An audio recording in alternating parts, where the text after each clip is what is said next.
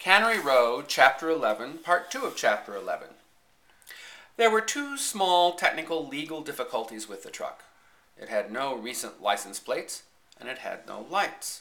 But the boys hung a rag permanently and accidentally on the rear plate to conceal its vintage, and they dabbed the front plate with a good thick mud. The equipment of the expedition was slight, some long-handled frog nets and some gunny sacks. City hunters going out for sport load themselves with food and liquor, but not Mac. He presumed rightly that the country was where food came from. 2 loaves of bread and what was left of Eddie's whining jug was all the supply. The party clambered on the truck. Gay drove and Mac sat beside him.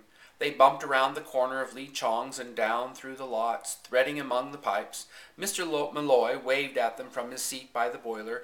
Gay eased across the sidewalk and down off the curb gently because the front tires showed fabric all the way around. With all their alacrity, it was afternoon when they got started. The truck eased into Red Williams service station. Mac got out and gave his paper to Red. He said Doc was a little short of change, so if you'll put 5 gallons in and just give us $1 instead of the other 5 gallons, why, that's what Doc wants. He had to go south, you know, had a big deal down there. Red smiled good-naturedly. You know, Mac, he said, Doc got to figuring if there was some kind of loophole, and he put his finger on the same one you did. Doc's a pretty bright fellow, so he phoned me last night. Put in the whole 10 gallons, said Mac. No, wait. It'll slop around and spill. Put in 5 and give us 5 in a can, one of them sealed cans. Red smiled happily. Doc kind of figured that one too, he said. Put in 10 gallons, said Mac, and don't go leaving none in the hose. The little expedition did not go through the center of Monterey. A delicacy about the license plates and the lights made Gay choose back streets. There would be the time when they would go up Carmel Hill and down into the valley, a good 4 miles on a main highway, exposed to any passing cop until they turned up the fairly unfrequented Carmel Valley Road. Gay chose a back street that brought them out on the main highway at Peter's Gate just before the steep Carmel Hill starts. Gay took a noisy, clattering run at the hill, and in 50 yards he put the pedal down to low. He knew it wouldn't work. The band was worn too thin. On the level it was all right, but not on a hill. He stopped, let the truck back around, and aimed it down the hill. Then he gave it the gas and the reverse pedal. And the reverse was not worn. The truck crawled steadily and slowly, but backward up Carmel Hill. And they very nearly made it. The radiator boiled, of course, but most Model T experts believed that it wasn't working well if it wasn't boiling. Someone should write an erudite essay on the moral, physical, and aesthetic effect of the Model T Ford on the American nation. 2 generations of Americans knew more about the Ford coil than the clitoris, about the planetary system of gears than the solar system of stars. With the Model T, part of the concept of private property disappeared. Pliers ceased to be privately owned, and a tire pump belonged to the last man who had picked it up. Most of the babies of the period were conceived in Model T Fords, and not a few were born in them.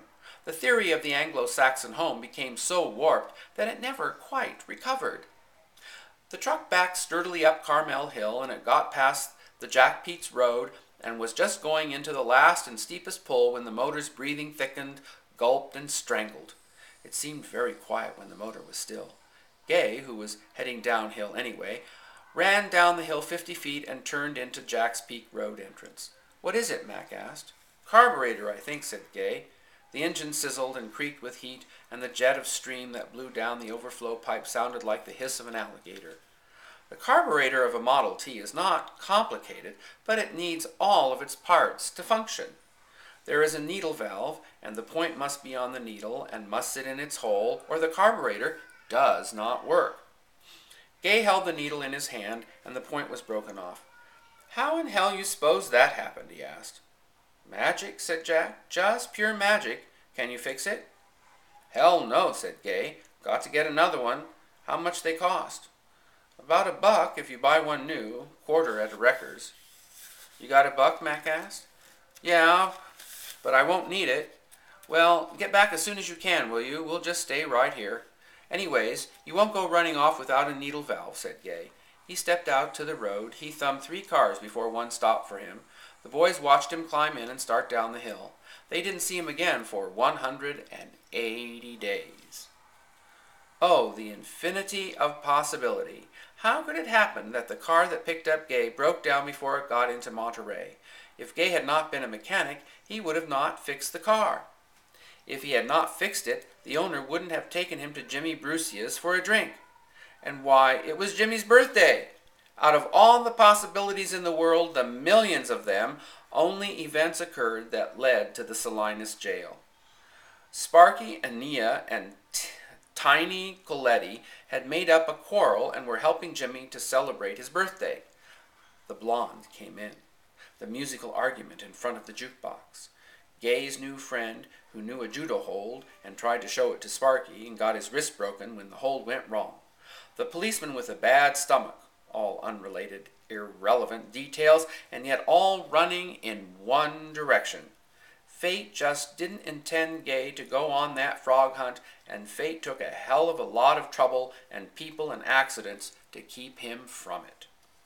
When the final climax came, with the front of Hallman's bootery broken out, and the party trying on the shoes in the display window, only Gay didn't hear the fire whistle, only Gay didn't go to the fire, and when the police came, they found him sitting all alone in Hallman's window wearing one brown Oxford and one patent leather dress shoe with a gray cloth top.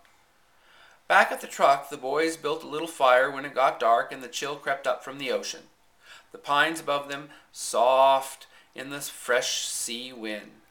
The boys lay in the pine needles and looked at the lonely sky through the pine branches. For a while they spoke of the difficulties Gay must be having getting a needle valve, and then gradually as the time passed they didn't mention him any more. Somebody should have gone with him, said Mac. About 10 o'clock Eddie got up. There's a construction camp a piece up the hill, he said. I think I'll go up and see if they got any Model Ts.